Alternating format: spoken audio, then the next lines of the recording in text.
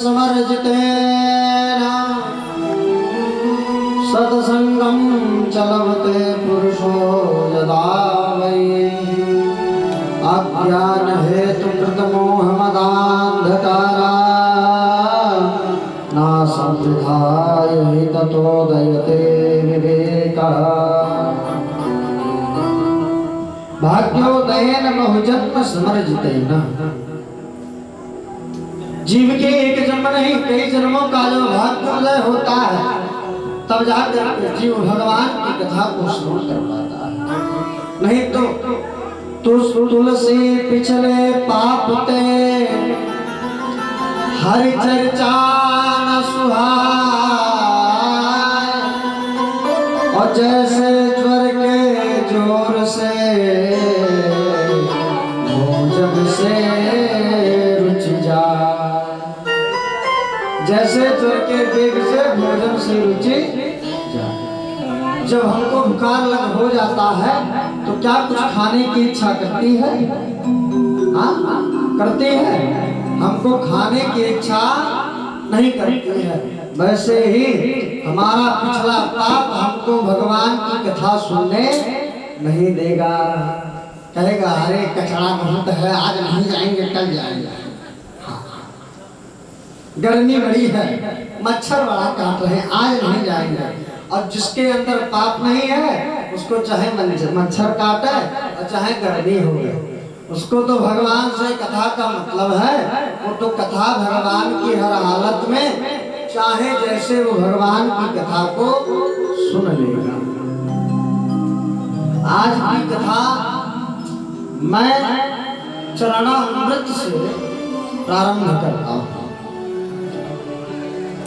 आज की कथा को मैं चरणामृत से प्रारंभ करता हूँ। हम लोगों को ढंग नहीं है चरणामृत पीने,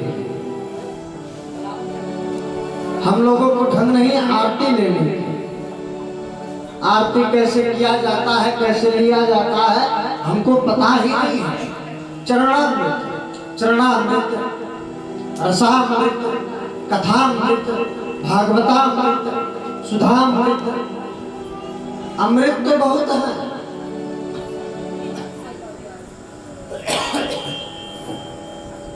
अमृत तो बहुत है, पर उसमें सबसे श्रेष्ठ क्या है? चरणामृत। चरणामृत किसको कहते हैं? गुरु जी के चरणामृत को भी चरणामृत कहा जाता है। भगवान को नहवा करके जो चरणामृत बने उसको भी चरणामृत कहा जाता है। और चरणामृत क्या करता है?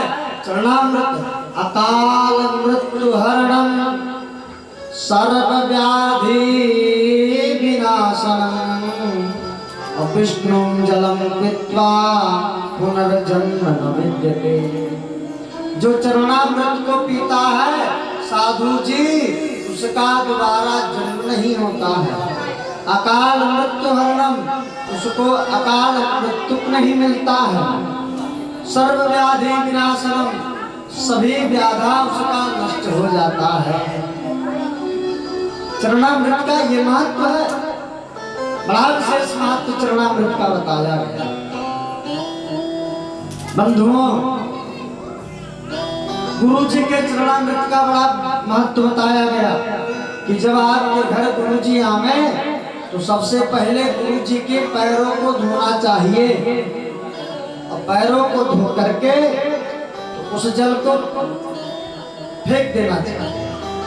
उसके बाद अंगूठा जब साफ हो जाए पैर, अब मान लो गुरु जी जूता पहन के आए हैं, हम मोजा भी पहने हैं, अब बदबू आने लग जाएगा तब क्या करोगे? गड़बड़ा जाएगा कि नहीं गड़बड़ा जाएगा? इसीलिए साधना जो हमारा कहता है, साधना हमारा कहता है कि गुरु जी के चरणामृत को जो है पहले एक बार पैर को धुलिए, उसके बाद धुलने के बाद उस जल को कहीं वृक्ष पे कहीं ऐसी जगह डाल देना चाहिए जिसमें लात ना पड़े। उसके बाद दोबारा गुरु जी के अंगूठा को धुलिए, अंगूठा को धुलिए, फिर पूरा घर उसको पिए और पीने के बाद जो जल बचे उस जल को पूरे घर में छींटा लगा देना चाहिए। आज भी देखिए साधारण जल खराब हो जाता है कि नहीं? यदि बोतल में भर करके रख दिया जाए तो साधारण जल खराब हो जाता है, लेकिन क्या कभी गंगा जल खराब होता है? जल तो वो भी है। तो विचार करिए कि साधारण जल खराब हो जाता है, तो गंगा जल में ऐसी कौन सी औषधि पड़ी है कि वो खराब नहीं होता है? एक साल नहीं 20 साल पड़ा रहे लेकिन गंगा जल खराब होने वाला नहीं है। ये गंगा जल की महत्व है।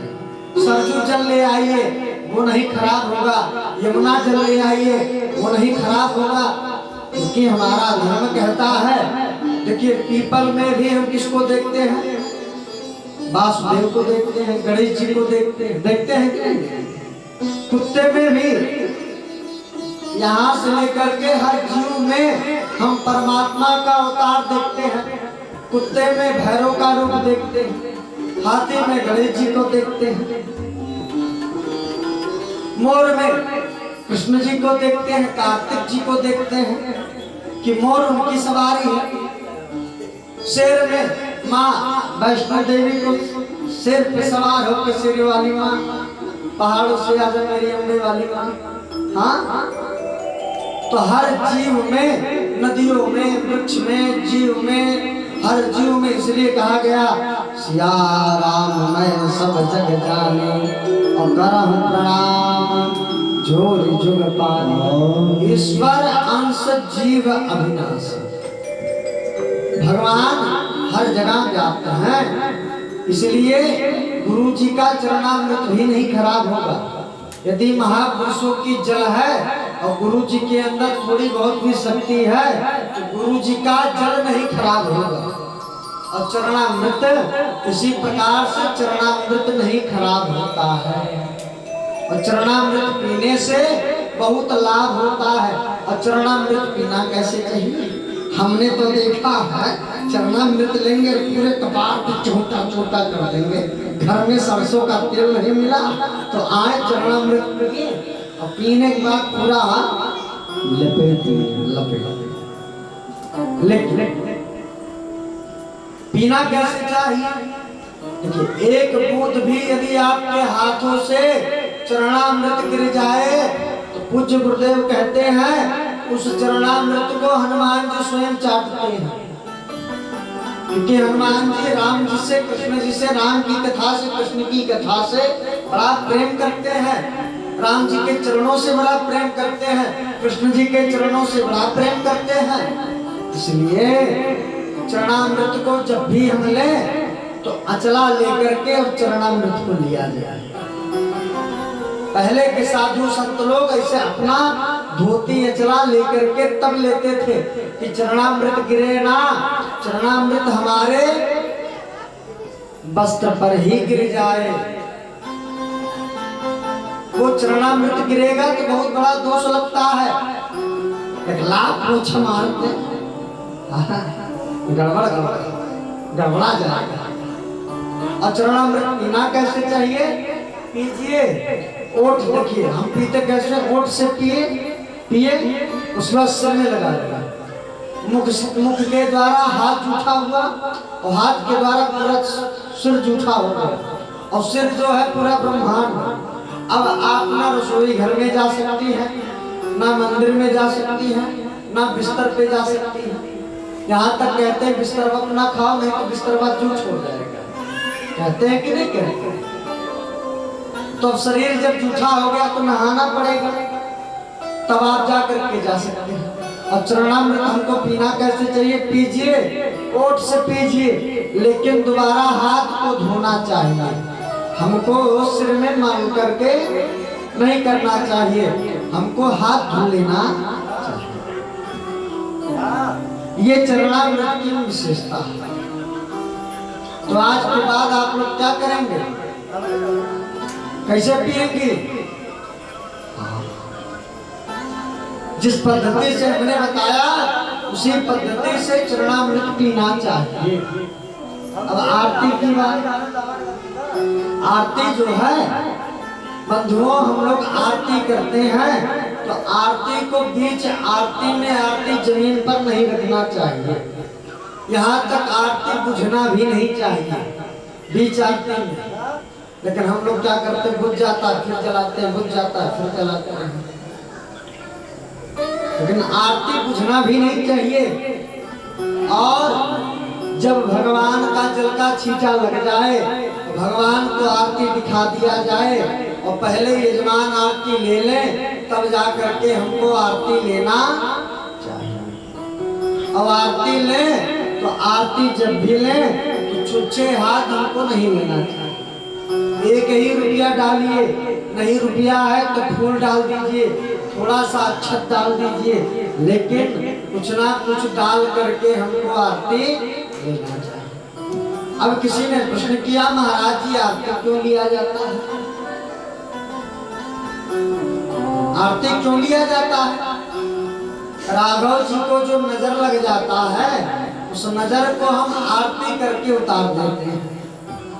उसके बाद उस दिव्य प्रसाद को हम अपने ऊपर धारण कर लेते हैं। ठाकुर जी का छाया हम अपने ऊपर धारण करते हैं और आरती जब लेते हैं तो ऐसे पूरा करते हैं कि नहीं करते हैं?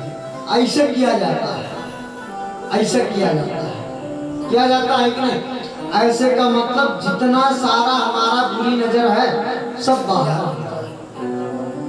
ये आरती की पद्धति है, ऐसा नहीं है। बहुत लोग हैं ऐसे ले लेते हैं। तो आरती की पद्धति दोनों हाथ से आरती लीजिए। आरती लेने के बाद ऐसे करके और पूरा अपने शरीर का दोष बाहर कर दीजिए। इसलिए हमको आरती लेना